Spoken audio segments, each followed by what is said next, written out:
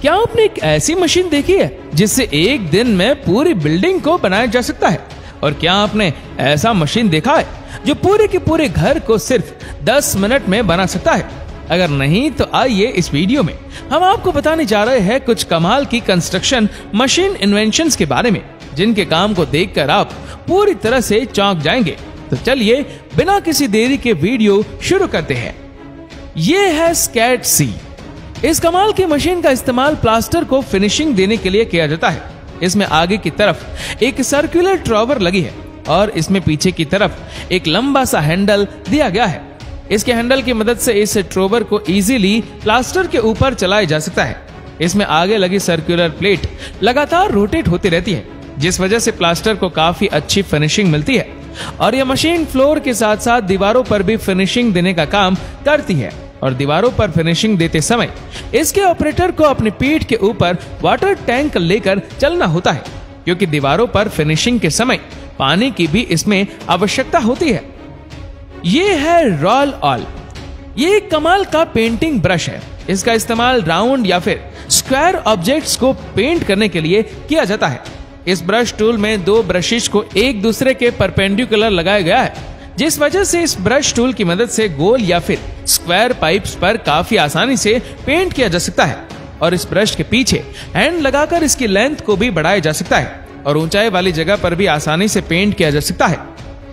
ये है concrete stamping.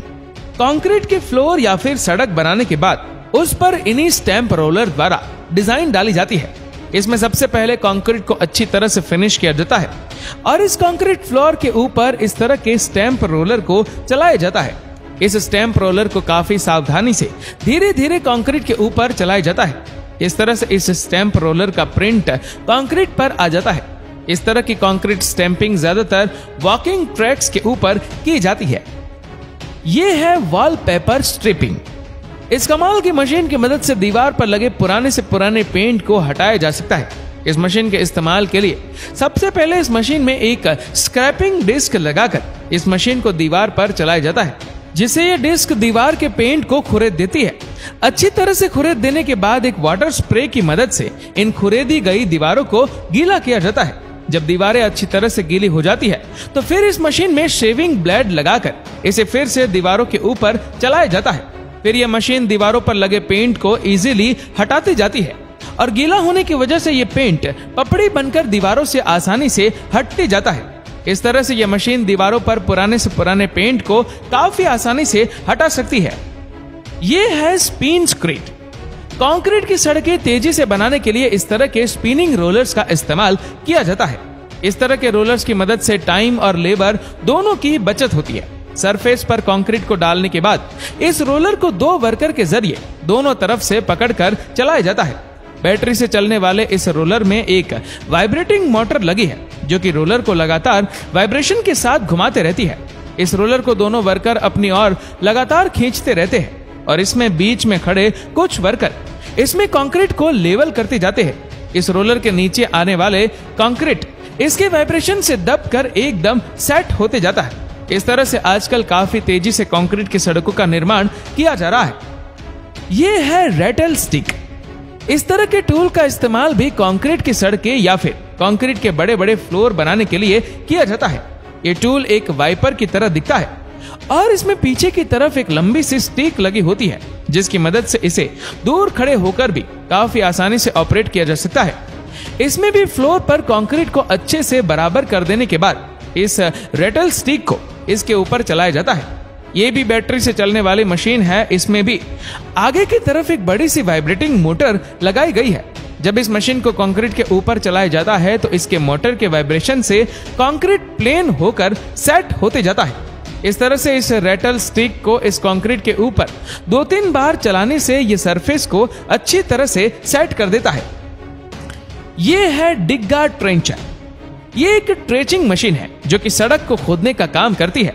इस मशीन अटैचमेंट में आगे की तरफ एक चैन ट्रेंचर लगा है जो कि सड़क को खोदते जाता है। इस चैन ट्रेंचर की खास बात यह है कि यह सड़क को एक फिक्स साइज में खोदते जाता है, जिसमें कि सिर्फ एक फाइबर केबल या फिर वाटर पाइपलाइन जा सके। और साथ ही इस ट्रेंचर में खोदी गई मिट्टी को दूर हटाने के लिए भी एक सिस्टम लगा है। जो कि रोटेट होते हुए मिट्टी को साइड में करते जाता है। ये है फॉर्म इंसुलेशन। इस तरह के फॉर्म इंसुलेशन का इस्तेमाल यूरोपियन कंट्रीज में घर बनाने के लिए किया जाता है, क्योंकि वहां टेम्परेचर काफी ज्यादा होता है। आइसिनिन नामक ये केमिकल दीवारों के लिए एक अच्छा इंसुलेशन माना जाता है। इस केमिकल का स्प्रे जैसे ही दीवारों पर किया जाता है तो ये कुछ ही देर में फॉर्म की तरह फूलने लगता है और वापस बाहर की ओर आने लगता है। इस तरह से इस केमिकल स्प्रे से पूरे घर को इंसुलेट किया जाता है और जब ये फॉर्म पूरी तरह से फूल जाता है तो फिर फाइनली इसके एक्स्ट्रा पार्ट को एक ब्लेड के जरिए दीवार के फेस में काट दिया जाता है। ये है वॉकवे मेकिंग। इस तरह के वॉकवे बनाने के लिए एक लोहे के फ्रेम का इस्तेमाल किया जाता है। इस फ्रेम में 4 वेयर उल्टी सीधी ब्रिक्स का डिजाइन होता है। इसमें सबसे पहले इस फ्रेम को रखकर इसमें सीमेंट और रेत का मिक्सचर भरा जाता है। सीमेंट और रेत के मिक्सचर को इसमें काफी अच्छे से दबा दबा कर भर दिया जाता है। फिर इस मिक्सचर के भरने के बाद इसमें ऊपर की तरफ से सूखी सीमेंट डाली जाती है और फिर सीमेंट डालने के बाद से इसे वापस से प्लेन कर दिया जाता है। इसके बाद जैसे ही इस फ्रेम को हटाया जाता है तो ये ब्रिक्स का डिजाइन निकल कर इसमें आ जाता है। इस तरह से डिफरेंट फ्रेम्स की मदद से डिफरेंट डिजाइन्स बनाए जा सकते हैं। ये है मल्टी ट्रॉवेल। ये एक नॉर्मल ट्रॉवेल नहीं बल्कि एक रेडियस एडजस्टेबल ट्रॉवेल है। इसमें लगी स्टील ब्लेड्स को मल्टीपल शेप में एडजस्ट किया जा सकता है। इसके ब्लेड को एडजस्ट करके गोल पिलर्स और राउंड सरफेस पर इजीली चलाया जा सकता है। इस ट्रॉवेल की मदद से गोलाई वाली जगह पर प्लास्टर और पुट्टी दोनों ही काफी आसानी से की जा सकती है, जबकि एक नॉर्मल फ्लैट ट्रॉवेल की मदद से ये काम करना इम्पॉसिबल है। ये है कॉर्टेक। इस एडवांस मशीन का इस्तेमाल घर बनाने के बाद दीवारों में इलेक्ट्रिक वायर डालने के लिए नालियां बनाने में किया जाता है।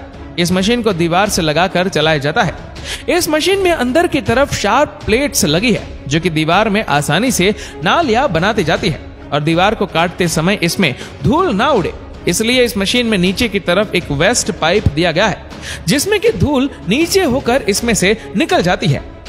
ये है जैज टूल। इस कमाल के टूल का इस्तेमाल कंक्रीट पिलर बनाने के लिए जमीन में गड्ढा खोदने के लिए किया जाता है। यह मशीन अटैचमेंट जमीन से मिट्टी को खोदकर बाहर निकाल देता है। ये एक स्पेशल अटैचमेंट है जो कि मिट्टी को अंदर से काफी चौड़ाई में खोदता है, जिससे जमीन में पिलर को काफी अच्छा बेस मिल पाता है। इस तरह की मशीनें भी कंस्ट्रक्शन के काम में तेजी ला रही है। तो दोस्तों, आपको ये सभी एडवांस मशीनें कैसी लगी हमें नीचे कमेंट करके जरूर बताएगा। और अगर आपको वीडियो अच्छा लगा हो तो इस वीडियो को लाइक करेगा, शेयर करेगा ज्यादा से ज्यादा लोगों तक। और ऐसे ही और भी इंटरेस्टिंग वीडियोस को YouTube पर देखने के लिए नीचे कमेंट सेक्शन में लिंक दी गई है, जिसके ऊपर क्लिक करके हमारे चैनल को आप सब्सक्राइब करें और बेल आइकन दबाएं ताकि हमारे हर लेटेस्ट वीडियो की अपडेट्स आपको मिलेगी सबसे पहले। धन्यवाद।